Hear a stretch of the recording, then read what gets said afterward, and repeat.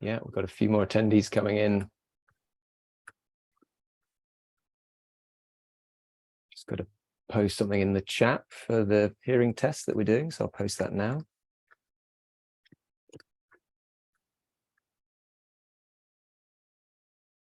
Yeah, so welcome to the attendees that we've got so far. So we're just waiting for a few minutes for people to arrive.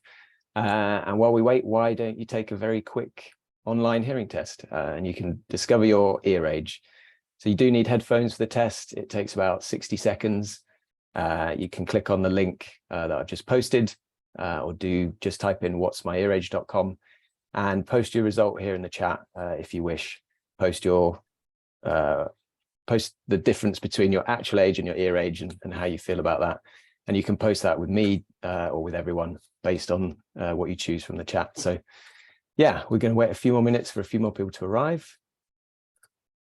And yeah, if you look at the chat, you can access the hearing age test.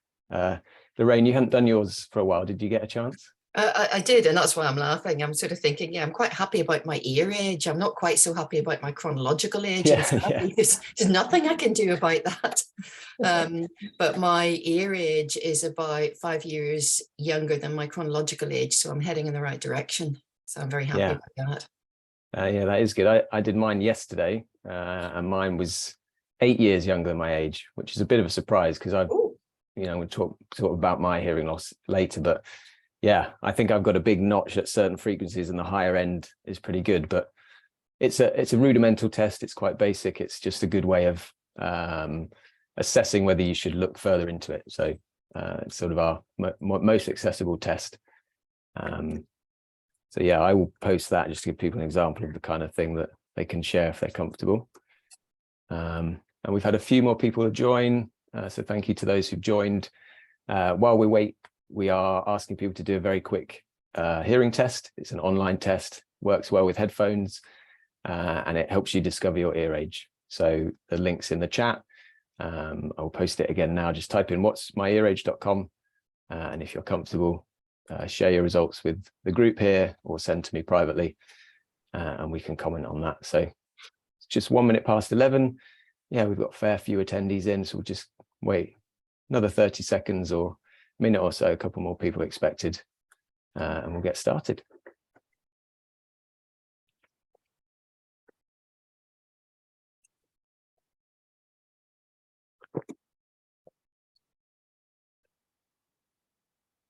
All right, yeah, I think we should get started.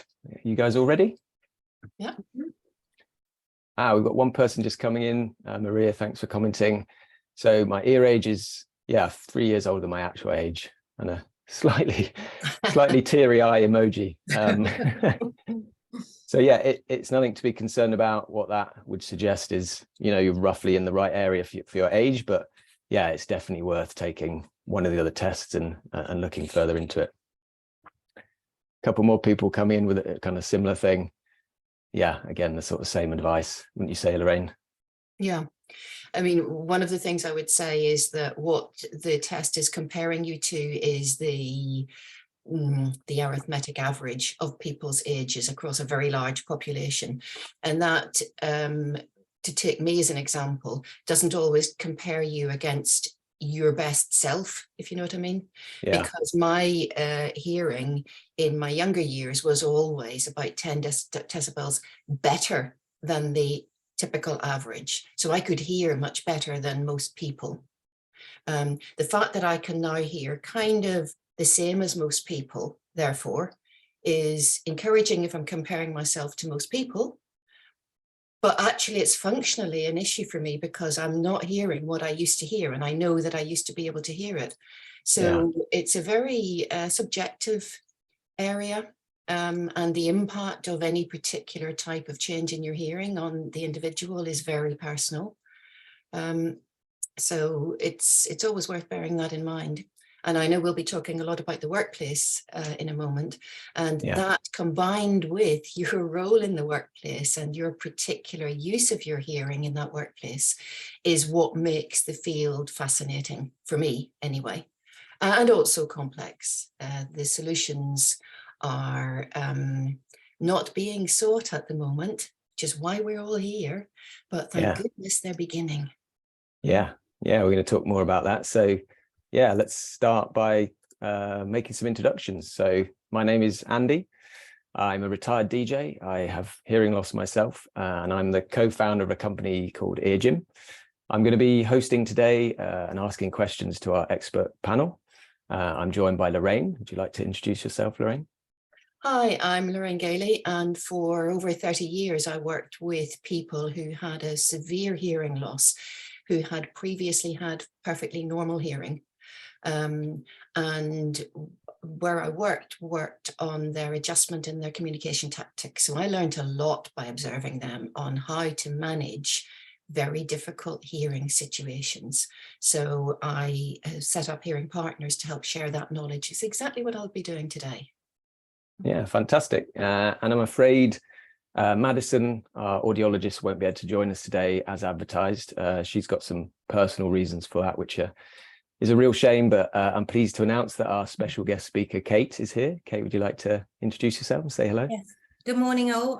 My name's Kate Shanks, and I'm here to represent, as Lorraine touched on, the hearing is very prominent in the workplace. So I work on behalf of a company called HR Inspire, and we business partner with eargym. So I'm an HR consultant and have been in the field of HR for, 25 years plus.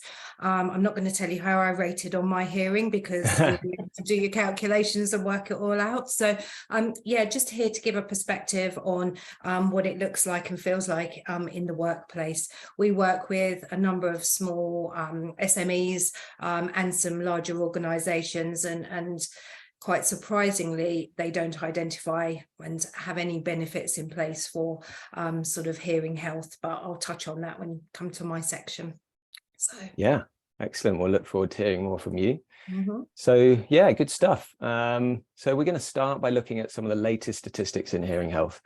So these are the kind of things you need to know based on what the research is telling us. So most of these statistics are coming from the World Health Organization, and they're really concerned about global hearing health, and they're driving a bit of a movement to address these issues.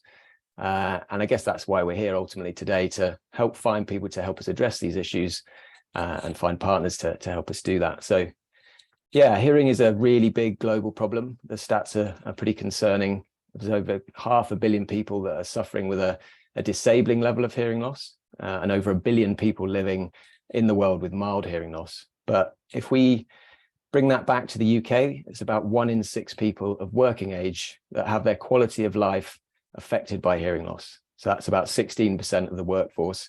And that's not people with hearing loss, that's people whose quality of life is impacted. So the workforce with hearing loss will be greater than that. And unfortunately, that prevalence is predicted to grow significantly, estimated to grow about 60% in the next 30 years, 22% in the next 8 years. And a big part of that is due to the aging population and the aging workforce, but also the fact that younger people are using headphones more than ever, access to more devices and using headphones so much more. And it's estimated that half of people under the age of 35 are listening too loud and putting themselves at risk of avoidable hearing loss. So that's a real problem for younger people, and the impact we could have about raising awareness in that area is significant. And I know as an ex-DJ what listening too loud can do to your hearing health. I've got this sort of big gap in my ability to hear at sort of 2000 hertz. And yeah, thinking about it as an adult, I'd never had a hearing test until I started to experience the symptoms. So I really struggle in conferences, busy bars and cafes, really struggle to hear what people are saying. And I found a survey that suggests that most of us in the UK as adults have not had hearing tests, nearly 80%. And if we compare that to sort of eye care and eyesight, that's only 13%. So Lorraine, has some pretty alarming statistics here. Let's look at the headphone one. That's, most people think of hearing as an older person's problem, but it's definitely on the agenda for younger people. So why do you think headphone and noise exposure is such a big risk for younger people? Well, there's a couple of reasons. One is that for many people, although the trend is changing on that, we moved from having big clunky headphones that you didn't want to wear very often and for very long because they were uncomfortable, to little earbuds, and wireless earbuds, no less, that cost you nothing to keep in your ears all day long. You combine that with the ability to stream music or podcasts or audiobooks or whatever. And the problem is partly that the volume you're getting right up at your eardrum is usually louder than you would feel comfortable if it was just ambient noise. But also the duration, the length of time that you're listening for is much longer. So you combine those two together and they will have a much greater impact on your hearing system, your auditory system, than in the past would have been likely. You have the advantage these days of noise cancelling headphones. If you've got good earbuds or headphones, they will have noise cancelling. So the chances of you keeping the volume very much too loud is not so great. But if you haven't got much in the way of budget and you're using fairly cheap headsets, which younger people are more likely to be doing, then you won't have the noise cancelling and you will be trying to use your own music to drown out the outside world. Consequently, volume will be very loud. So that's, I think, where much of the problem's coming from. Yeah, and I think most people don't realize that, you know, you can just walk into a shop and buy something that can damage your hearing. And I think that's a fair assumption. You know, Madison was telling me about a study recently about young people who, you know, didn't even think that headphones could have that impact. And, you know, as a DJ, I knew that loud music probably wasn't great for me, but I didn't know the risks. I didn't know it was causing permanent damage. I guess I thought, you know, it would be reversible, but that was my naivety. So yeah, I personally feel like I neglected my hearing and didn't show it the respect it deserved. And yeah, the stats show that potentially a lot of us are. So Lorraine, why do you think we're not doing more? I think exactly what you said, Andy. People don't think about it. They don't register it as an issue, as a potential health issue or a potential impact on their quality of life. We think about our eyes and we're very aware of that. We go and get our teeth checked regularly. It's all part of normal looking after your system. But our hearing actually is so fundamental to us that most people just don't think about it until there's a problem. People don't describe themselves as hearing people. They don't describe themselves as breathing people either. And they're both pretty fundamental right through the lifespan. And it is also the case that if you have a problem developing with your eyesight, it's very easy to compare what you can see with what other people can see. You can be looking at the same thing and be astonished that somebody else can read it and you can't. So there's a very easy way of realizing you've got a problem. It doesn't happen like that with hearing. You can be missing a lot of what's going on in the soundscape around you and you don't know. So you don't say to somebody, by the way, can you hear that sound that I can't hear? Yeah. So it's really difficult to benchmark yourself against other people. So I think that's another reason why it's often very much later than the problem has started that people begin to become aware of it. And it's much later after that, of course, that we're likely to do something about it. Yeah, my wife noticing our eyes are changing a lot at the moment. She's always saying, can you read that sign? I'm like, yeah, well, I can't read that sign. But yeah, with hearing, you just sort of say pardon and yeah, put it down to just having to repeat yourself. Yeah. Yeah, I think there's just a lack of education as well, isn't there?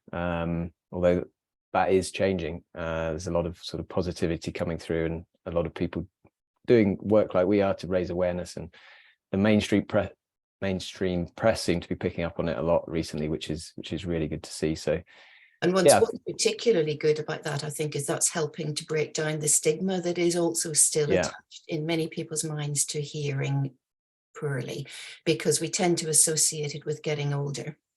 And in our society, that's not a particularly desirable state. I think there's still also a lot of misconceptions out there about the power of hearing aids and the appearance of hearing aids.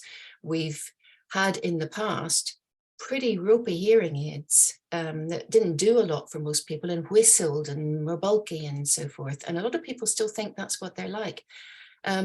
That's far from the case. Hearing aids today are really neat and tiny and unobtrusive, and they work extremely well. And consequently, when people are using them, nobody notices.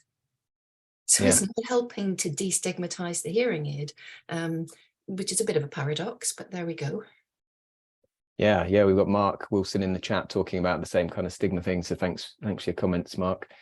Yeah, well, let's look at some of the impact that hearing loss has. And I think just to frame it in terms of the workplace, there's significant research to show that the impact on the economy is significant. In the UK, hearing loss is estimated to cost the UK economy £25 billion a year in lost productivity, which is a huge number. I think globally it's like 980 billion or something. And I think the root cause of that lost productivity is probably the physical, emotional, and social impact that it has on us as individuals and us as employees. So, Lorraine, you work with people impacted by hearing loss. Talk us through some of the things that can impact on an employee's quality of life. I'll do that, but just before I do, I'll make an apology to Mark, because Mark, I can't easily read the chat while I'm thinking what to say. And I realized that you'd picked up the stigma issue before I even mentioned it. So you're spot on with that one. You really are. And you will also understand and probably have experienced everything I'm about to say, which is that when you begin to not hear well, that affects the relationships that you have with everybody around you, in the workplace, in your family, in your social life. You're on the edge a lot. People are chatting and laughing, or they're having a big business conversation, and you are not fully part of that. And increasingly, you then feel reluctant to make a contribution in case the topic has changed and moved on, and it's apparent that you weren't hearing. You end up laughing when everybody else laughs, even though you haven't got the faintest idea what the punchline was. So you dread the moment that someone turns to you and said, "Oh, I didn't hear that. What was that?" And you have to say, actually, I didn't hear that either. Yeah. Which leads to a lot of anxiety, a lot of issues about just having to be much more visually vigilant about your surroundings. Where you used to use your hearing to tell you what was going on, you have to use your eyes now. That's exhausting. It's demanding. Working, we'll touch on this a little bit later, but the cognitive thinking powers you have to put in to keep up with the conversation is really fatiguing. So there's a lot of that. And the whole thing tends to be associated with a very much higher risk of depression. Why wouldn't it when you think about it that way? This isn't like having a toothache. This is affecting your whole social network. I'll stop at that point because we'll go into it a little bit later. Yeah, Mark's continuing to add his feeling. He's saying he hid his hearing loss for years. And yeah, I guess my experience in sort of busy social places, you don't want to say I'm not following what's going on. You want to be part of it. And that's could be very isolating. I guess, the mental fatigue side of things is really interesting. I've definitely had that and put it down to just working hard, but it makes sense, doesn't it? Your brain's working extra hard to follow along and straining to listen. And it probably takes cognitive resources away from other things. And you could see how that would impact productivity and things. But should we look at it from the business perspective and the sort of indirect costs or indirect impact for employers themselves and businesses? Well, I think, again, if I'll jump in on that, the fact that you're having to work harder just to hear means you cannot give the same attention to the job that you're doing once you've heard whatever it is you need to hear. Your brain is an amazing organ, but it has finite resources. And if it's having to devote much more of them to just incoming information and processing that, it will have less left over to do other things. And I think that's what lies behind the biggest problem in the workplace, which is not people dropping out of it. That is an issue, but it's measurable and identifiable. A much, much bigger issue is people working below par, just not quite hitting their full potential, because they are working very, very hard to stay level. They don't want to rock the boat by raising any issues. And by and large, this comes back to the awareness, by and large, neither they and often the people around them will be aware that hearing is at the heart of that. it'll be put down to lots of other things. It'll be put down, especially if the person is in an older age bracket, by which I mean 50s and 60s. I'm not talking late old age. People just losing their edge. People just, losing their concentration, running out of steam, burning out. There's lots of labels we put on people whose productivity is not what it could be. And sometimes that is correct. Sometimes those things are going on. But in my experience, huge number of cases I've personally worked with, the root cause was a change in the person's hearing that hadn't been recognized and hadn't been addressed. And if that had been addressed, then their productivity, their performance, their competence, their zest for the workplace would get right back up, and has been. I've seen it happen. So I think, again, the biggest problem in the workplace is people not thinking of that as one possible reason for an employee whose performance is changing. Yeah, thanks, Ray. And you work with people all the time, don't you? That you've worked with people in sort of different roles, different ages in the workplace. We talk about some sort of real life examples. That would be great to hear now, I think. Well, one of the most powerful ones was not so much the environment that's there, but it was a teaching environment. A really excellent teacher, preschool teacher this was, in fact, and she began to feel that she just really wasn't quite where she wanted to be in terms of her ability to control the class, to be aware of what was going on in that classroom. And she eventually stepped away from teaching, which is what she loved, into a more managerial role, and then found she couldn't handle staff meetings because the same problem was happening. She felt she just wasn't quite with it. She wasn't quite there. She was always just a little bit behind everybody, but she did not realize that the source of the problem in both of those situations was the same. Her hearing was dropping.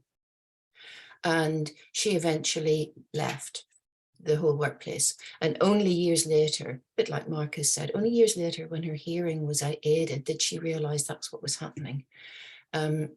Another really, really powerful example is someone else I worked with who was a very senior member of the leadership team of a big global organization, who had been phenomenally powerful and was involved in the HR world too, but was gradually finding that in the board meetings and in the high-powered encounters with colleagues within the organization and beyond, she was just struggling a bit. She was getting exhausted. She was getting fatigued. And she thought as well that, well, maybe I've just reached the end of my career platform. Maybe I just want to do something different for a while. She stepped away from the workplace. It was a great loss to the organization. And she realized after a while, the reason had been that her hearing was actually dropping quite rapidly, in fact.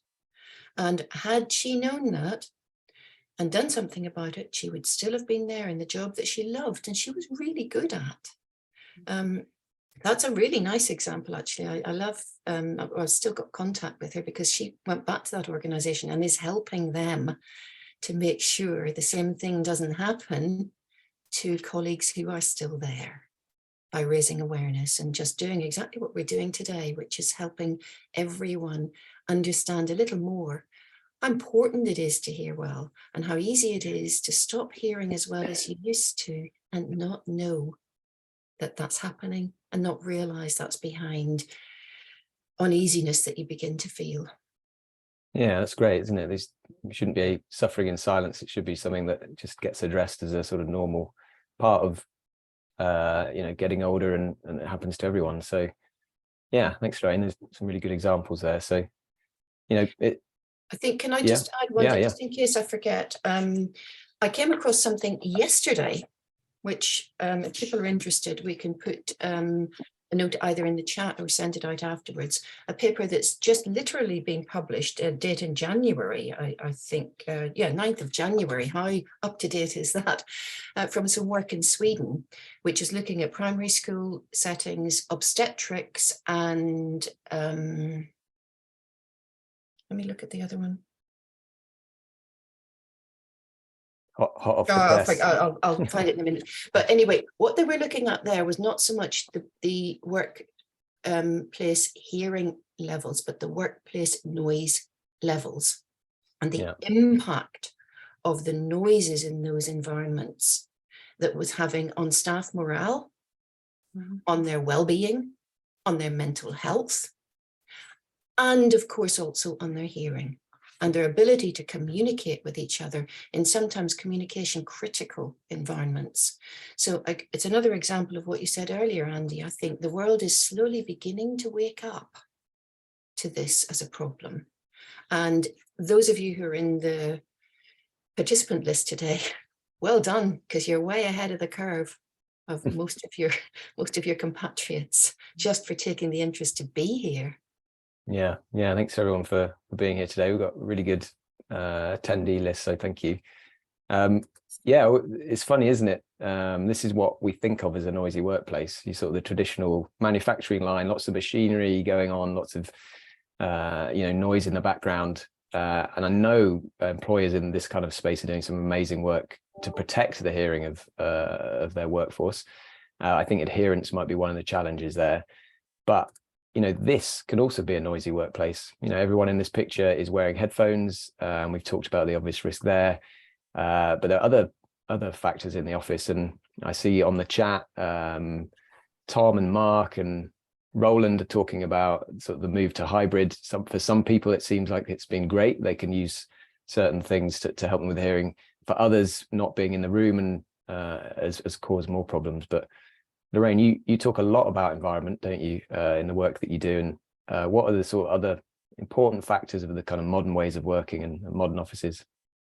Well, I think we've picked up one already, which is use of headsets. And again, going back to what I said about earbuds and headphones, if you're on a headset all day long, there are issues that will come from that, even if you have the volume set to a good level. But the other way that people use headsets, which is not just about being on Zoom calls, is to drown out the background noise. If you've got an open plan office, and Mark, I see that I'm struggling. I'm doing my best to try and keep up with the chat at the same time. I see you've picked that one up as well. Open plan offices are a nightmare. There's a lot of people talking, and sometimes they're talking on Zoom calls or phone calls. And you know that we all speak far louder than we need to when we're on the phone for some reason, forgetting that the phone's doing the technology of getting your voice there.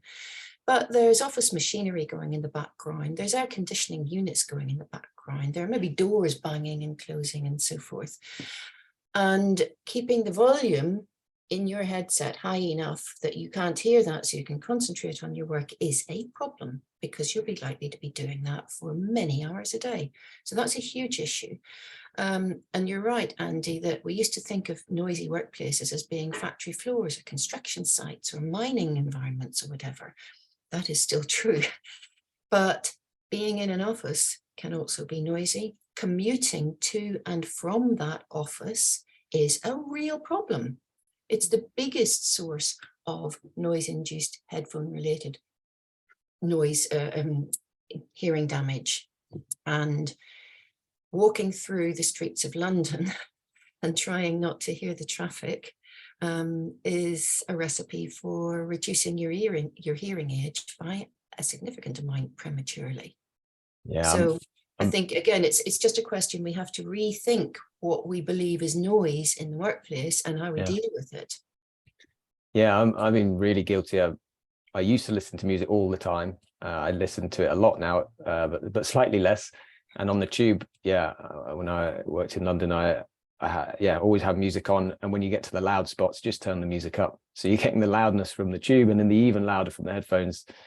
I don't do that anymore. But I think there's some really good points there. So definitely worth bearing in mind that, the modern workplace it can be a problem for office workers. So some good insights there. But moving on, we're going to hear from Kate from HR Inspire. As she said, they're a consultancy that help clients with a complete range of HR support, including employee benefits. And they're also an eargym business partner, I'm pleased to say, recommending to their clients that they cover hearing health. And full transparency, some of you may have noticed we have the same surname. So no, Kate is not my wife. She's my sister. Yeah, I get that right. I didn't ask you to be here today, Kate, did I? Your boss nominated you. I asked Gordon if someone would come in. Yeah. And yeah, he was a bit concerned that we might not be talking after the Christmas break, but I'm pleased to say that we are. But this is a first for us, isn't it? A family affair at work. So absolutely, yeah, never done before. So yeah, let us know how we get on. Some feedback on that, please. Yeah, too. So yeah. Like I said, we work with a lot of businesses. We're an independent HR consultancy, and I think what's come out of today is really the awareness of hearing, health within the workplace. Being completely honest with you, and again, I think you touched on it before, Lorraine, it is all about, historically, having an occupational health plan has all historically been about the dental and your eyes, and it's quite surprising that most of us just take hearing for granted, and when Andy got involved in this business, I was kind of like, yeah, why is that missing from the portfolio of benefits that are offered to individuals? This is a really valuable point. And I think you've just touched on there the shift, how the traditional and old school, if you like, workplace was. Some of you have mentioned on the chat about the open plan environment. A lot of companies work that way. It has a lot of benefits because you pick up what everyone's doing. However, on the other side of it, some people might not enjoy working in that environment. The other emphasis that we're focusing on and we're looking at as businesses is obviously remote and hybrid ways of working. And this, again, is coupled with the fact, like you say, typically now we won't go into a meeting room with our colleagues. We will jump on a call in a Teams environment or a Zoom call as we have today. So the emphasis on that probably involves using headphones. So as businesses, then, we need to understand how we're supporting that, moving that forward. The stats that you provided at the front end of this, for me, were truly eye-opening, especially with the younger sort of, the progressive employees coming through. And makes me wonder, crikey, that it's very scary that healthcare, predominantly for ears, has been excluded from any plans. So hence why us as a business saw that gap and think eargym, yes, supporting that and really getting the point across and emphasizing that this is a big, concern there. As you mentioned before, the workforce is aging as well. And in order for a company to be diverse and inclusive, we believe that employees can do more to actually support employees with hearing loss. If you support at the front end and, are able to prevent any hearing loss, then even better, really. So very important, I think, to us as a business, what we're seeing.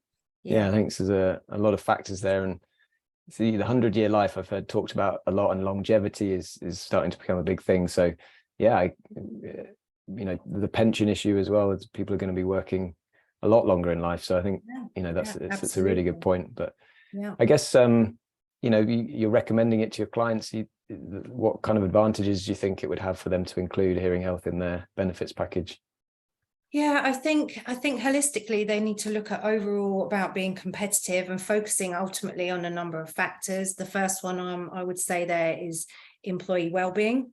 That is a big thing at the moment. It's about ensuring that your employees are looked after. With this whole hybrid working away from the office, it's even more of a reason to have that built into your strategy. I think if you will provide your employees with a tool that can help identify and maybe the early warning signs of hearing loss, that will add value to their overall policy on well-being. And also this comes back to your stats about absence, illness, being excluded from the workplace. I think potentially investing at this front end will help long-term businesses profit more from that. Their sickness absence and their productivity with their employees will also benefit too. But ultimately it's about providing your staff with a benefit as well, which has a long-term impact on them. employee retention, I think it will be a really good tool to support with employee retention as well, because again, as we've touched on, if your hearing loss can make you feel isolated at work, it has a knock-on effect ultimately, and really does stop them fulfilling their potential, as you said, Lorraine, with your examples, you know, good examples of people feeling very isolated, and in the, you know, event that it really is that bad, they leave the employment altogether. You know, so ultimately I think could have a impact on the productivity as the business, as I've touched on. And also you could potentially lose valuable and skilled employees, which again is then a cost impact on the business from a recruitment and of course training. If you've invested in training up individuals, then to lose that skill set from your business has a big impact as well. So recruitment, touching on recruitment, you know, it's a tough marketplace out there at the moment. So a lot of our customers we're speaking to are finding it hard to get really good candidates and get them on board there. So I think one of the attractive things for an organization is to have a good comprehensive benefits package. So we will be guiding our customers on you know, what makes them a bit different, what makes them stand out. So, you know, if they have something to do with hearing health, then potentially that adds value to them as well. You know, recruiting and training, as we've said, very expensive out there. So I think if employers can be a bit more flexible and in their approach, and making that very small change in that investment at the front end, potentially could lead to bigger things there. We've had a question on the chat about legislation. Is that something? Right. Yeah. Okay, so in terms of that, so a lot of people aren't aware of this, but those individuals with hearing loss can be deemed as disabled. So as you're aware, any disability is covered under the Equality Act. So in essence, those that are deemed as you know, have hearing loss or completely deaf in the workplace are a protected characteristic, so they are covered under the Equality Act 2010. There is no legislation at the moment to provide any health and well-being for them in terms of healthcare. So that hopefully, by making an awareness, and like you say, the whole emphasis on having more press and, you know, data behind this, hopefully will lead the government to be actually saying, yes, we need to support this in a bigger sort of inclusion. So the whole thing with equality, diversity and inclusion is a big thing. And for those companies that have policy statements, you know, again, this will add value to those policy statements that they have. So I think if I can pick up on something you've just said, Kate, which I think is true, which is that the rising levels of awareness about hearing in general in the population will hopefully filter down to employers realizing that they need to monitor not just the hearing health of their individuals, but in order to do that,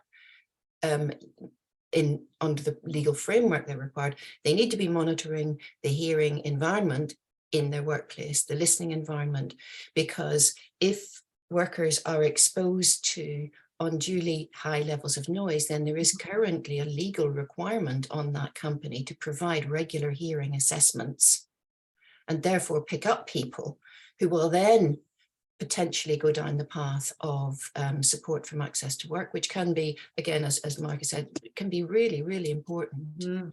But I think the stumbling block at the moment is just that very first hurdle. Having people understand that they need to look at their hearing health of their employees, even in environments that they didn't believe were potentially noisy.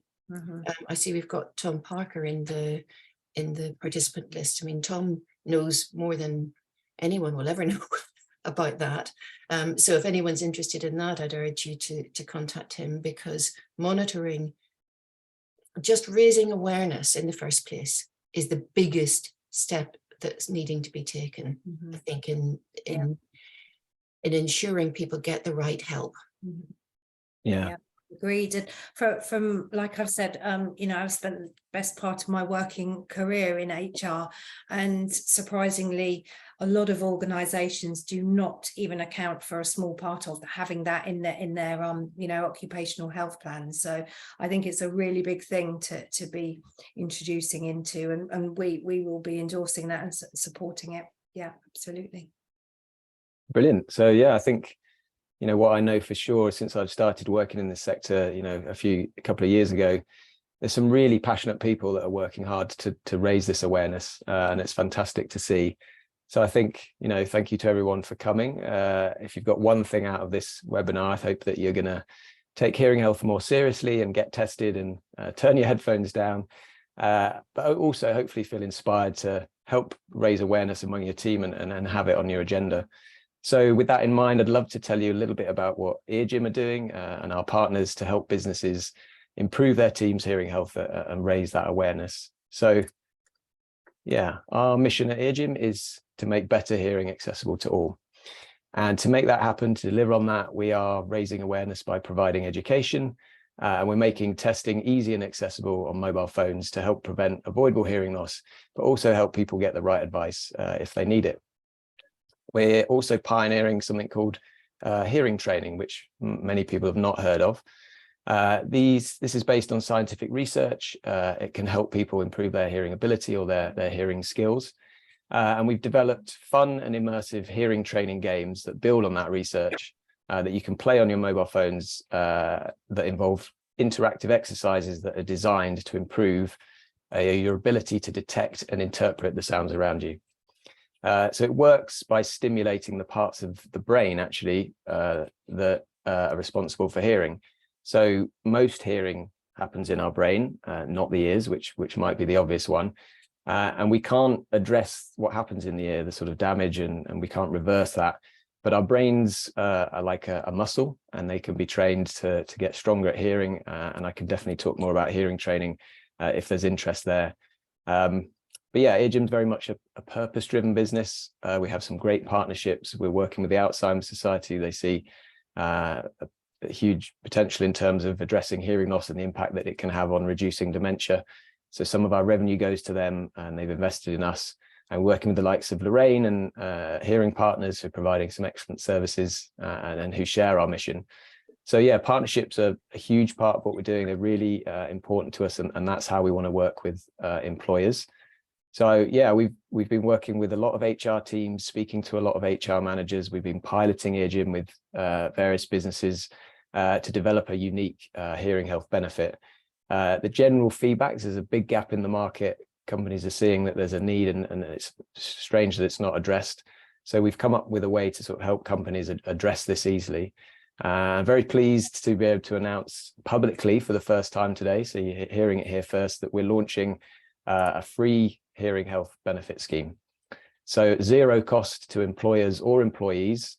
Your team can get access to the eargym app, where they can get testing and advice, access to our educational material, and we do webinars like this for employees as well, and a free 2-week hearing training trial.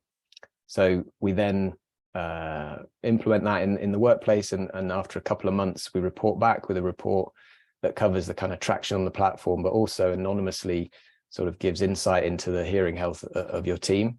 And then that gives us data that we can use to take action, show if there are any issues or not, and what those issues are, and if they're for teams or individuals, and then that opens up kind of opportunities for kind of what you'd like to do about it. So yeah, those options could be professional advice, access to specialist equipment, or the likes of hearing coaching that Lorraine does and is going to talk more about shortly. And yeah, if that free benefit is of interest to you, we're building a shortlist for launch. We're going to probably launch in February, definitely in this quarter. I'll post a link in the chat, and we'll be following up on email. So yeah, do sign up if you're interested, or get in touch directly. So yeah, thank you very much for listening so far. We do have some time for questions. Yeah, I think we've got about at least 10 minutes, 15 minutes. So yeah, I think Lara's been collating questions. So Lara, if you could send those to me. On the screens, my details, Lorraine's details, feel free to get in touch. the QR code is a link to the App Store. If you'd like to try eargym, you can get on there. And yeah, well, I have a look through the questions. Lorraine, would you like to say a few words about Hearing Partners? Yes, thanks, Andy. Hearing Partners operates in a very complementary way to eargym. We tackle the problem of people not understanding how well they need to hear in order to engage well with others. And we do that at 3 levels. We talk about personal strategies and tactics that you can use immediately and today.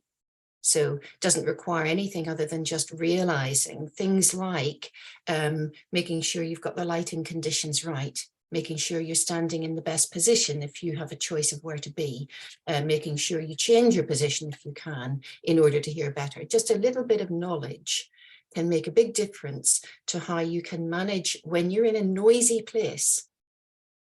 And of course, if your hearing is beginning to change, then more places will seem noisy to you than before.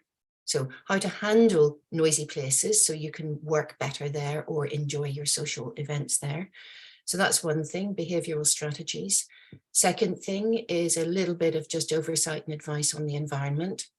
Sources of noise that you might not have thought of, what you can do about that. I'm not talking expensive resource like acoustic baffles and so forth. That is obviously an option, but there are many things you can do that cost nothing or very, very little. Cushions, curtains, things like that. So helping people understand the strategies they can adopt, helping people understand how they can make minor changes in their environment, in the office or at home. Even just a coat stand behind you can help because it's soft and it absorbs the sound. So that's a good thing.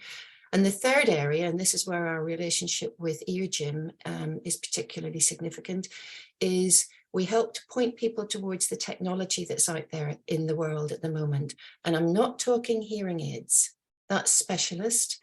We're not audiologists, but there's a huge amount of technology just flooding the market these days. Every time practically that I open my LinkedIn feeds, I'm learning more about something else that's been developed. And they're all designed to help normal hearing people in noisy places. It's incredible. The tech world has wakened up to that. Apple did amazingly so a few years ago. They're not, I was going to say they're not making much noise about it. Sorry, that would have been a horrible pun. They're not making big publicity waves about it yet, but I suspect they and the other companies that are doing the same thing will be doing as well. Without a little bit of guidance and advice, you can end up spending a fortune that you don't need on stuff that won't help. So what Hearing Partners does is just give you a little bit of background. What does this thing do? What does that thing do? What do you need to do to find out whether that would work for you or not? And so that's where we complement Hearing Partners. One of the things that we point people to, unsurprisingly, is hearing training, such as eargym provides. So if you want to know a bit more, please do, my email address is up there. Please do drop me a line. I'll put my phone number in the chat as well. I'm very, very open to phone calls anytime. I never have a problem talking to people. I'll talk to anybody, anytime, for as long as they like. That's why I love doing these webinars with you, Lorraine, because yeah, got lots to say. It's all great. I've learned so much today and also in the past, so thank you. Yeah, I've just been through the questions. So I think there's 3 quick ones we can answer. I think we've covered most of them as we've gone, which has been really good. One question around, do we have any digital content that we can share in the organization to raise awareness? Well, Lorraine and I do regular webinars. Before Christmas, we're doing them every few weeks, and we cover various subjects and we invite people to come in with Q&A. So that's something that's a free resource that you could share for people to come and attend, and we cover less of the HR stuff and more of the hearing health stuff and what you can do about it. eargym has some promotional posters. Lorraine, have you got any ideas on digital content that could share? We've got a sort of brand video. Yes, we have a brand video that we've done with you, a shared one. What we're doing at the moment is we're completely revamping our website, which is why I'm encouraging people to talk to me on the phone at the moment. If you look at the website, there's information on there, but it's a little bit 2020 type information. And Yeah. within the next month or so, we will be launching a brand new website. And on that, we will have a lot of video material, a lot of small tutorials, 2-3 minutes worth at a time of hints and tips and things that you can look at, all for free, and downloadable PDFs and things like that. Not there today, sadly, but will be there soon. Yeah, and actually the last webinar we did was reasonably well presented, wasn't it? And we recorded that. So that's something that could be, it's on YouTube. I can share that. Absolutely. So yeah, in the follow-up email, we'll put some of these resources in there. I think Louise was asking, she doesn't have a phone with her, whether the QR code could be shared with her. Yeah, we'll send links to the App Store as well in the follow-up emails.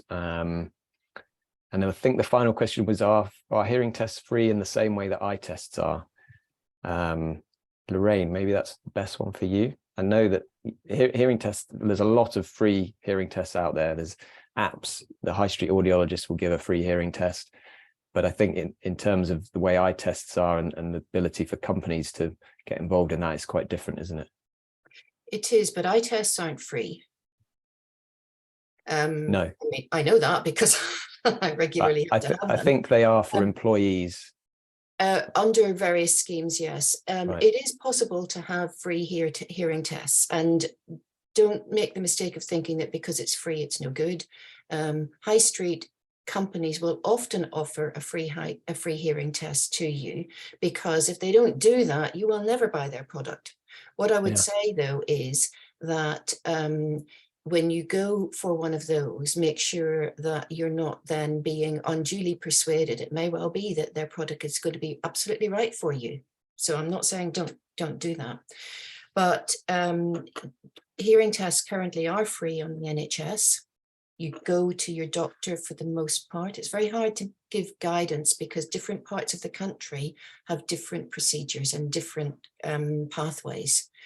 But most of the time you go to your GP, you say, my hearing is causing me a problem, and sit in the chair until they promise to make an appointment, because almost half of the GP patients who request a hearing test from a GP get told, no, you're all right. And at your age, what can you expect? So don't take that. If you think you've got a problem with your hearing, then you have. And you need a hearing test. So an audiologist is going to give you a comprehensive test. However, there are also online tests. eargym has one of their own. There are many others on there. And what I'd recommend actually is trying a number of them and then averaging out the kind of thing you're getting. If across half a dozen attempts you're finding that you have a hearing problem, then you can be pretty certain of that. So don't take any one as either a green flag, yeah, you're fine, or oh my goodness, there's something terrible going on. I think more than anything else, you are the best test of whether your hearing's working for you or not. Yeah. Because the other thing I'd say is a lot of hearing tests, and many of the online ones, are just pure tones. They put pure tones in your ears and they'll tell you how well you hear pure tones in silence. And for many, many people, and I'll mention this in particular, for people in their 50s and above, their hearing at pure tone level can be perfectly fine, which is where I am at, for example.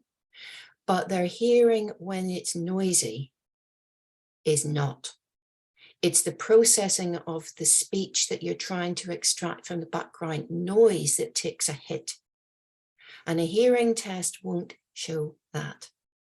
Yeah, So, we were talking about the ears and the brain, weren't we? And a lot of the audiologists test your ears capacity and whether that's changed, but the parts of the brain responsible for hearing is a different story. And when I first got into this, I started using all the apps to test my hearing, and it's very scientific and complicated. You get these complicated graphs that show, they don't really tell you what anything means, because they want you to go into the audiologist, and it's very binary. You either need a hearing aid or you don't, and that's how the whole sector's kind of geared at the moment. Of course, when you're with an audiologist, you get that face-to-face advice, but that's I didn't think that the sort of services out there online were very good at giving that personalized advice, and that's what we're trying to do at eargym, is do a variety of different tests that can then give you advice on what the results mean and what you might do with that. And ultimately, go and see an expert if you need to. And what I would also say, and I think Madison would probably say the same if she was here, as an audiologist, I mean, full disclosure, I'm not an audiologist. My background's psychology and speech language therapy, so I'm not, but I've been around a lot of audiologists. You're absolutely right, Andy. The solution is fairly binary for an audiologist. You either get a hearing aid or you don't get a hearing aid. What the audiologists should also do, but the resource pressures they're working under are phenomenal, is actually tie people into places like eargym, because as well as your hearing aid, you need the communication strategies and the understanding of how to modify your environment and the further training that you can go through. It's not an either or there. It's, you know, it all complements each other. All of it is about helping to position yourself better to have the conversations with people around you that you want to. Yeah, exactly. I think we're probably going to finish there. Yeah, I think just looking at the final comments. Are there any advice or download links on your site which include great tips on preventative actions? Yeah, that's a good question. So definitely in the app, we've got a lot of advice on safe headphone use and the importance of protection, be that in the workplace or, you know, if you're young and you're going out in busy bars and cafes and nightclubs regularly, you should definitely use protection. You could have a big impact there. So yeah, we've got some resources there within the app, and I imagine Lorraine's got some too. So yeah, I think we're getting towards sort of time, and yeah, great to see everybody still on here. So a huge thanks to everybody who turned up. Thanks to Lorraine, thanks to Kate for joining me on the panel today. I think it's been a really good session and great to see so much chat from the attendees and lots of opinions coming through. And yeah, hopefully together we can all do something to raise this awareness and have this impact. So any final thought from you, Lorraine or Kate? Lorraine, I'm sure you've got a final thought. I'm never silent, am I? But just actually on the hearing protection, that's a really good example of where hearing partners can guide you towards pretty inexpensive things that will work, can maybe guide you away from extremely expensive things you probably don't need. But the biggest message of all is get something. Anything is better than nothing. And I think just to add to that, I think, you know, when you make these suitable adjustments in the workplace, a lot of people think, and employees think, it's going to be an expensive thing. But like you say, Lorraine, it could be something really minor that has such a significant impact on that individual. So I think it's worth looking at and supporting there. So it is. It could just be that they sit in that desk instead of sitting in that desk. You know, it's as simple as that. It can make a big difference. Yeah. Fantastic. Well, I will leave our details up and the QR code while everybody leaves. Kate, Lorraine, I'm happy to stick around if you want to just have a quick debrief, but I'm going to go off camera just, you know, while everybody jumps out, and I could jump back on. I'll let you know when yeah, we're finished completely. So thanks, everybody. Have a good rest of the day. Really good to be with you today. And yeah, bye for now. Bye-bye. Bye.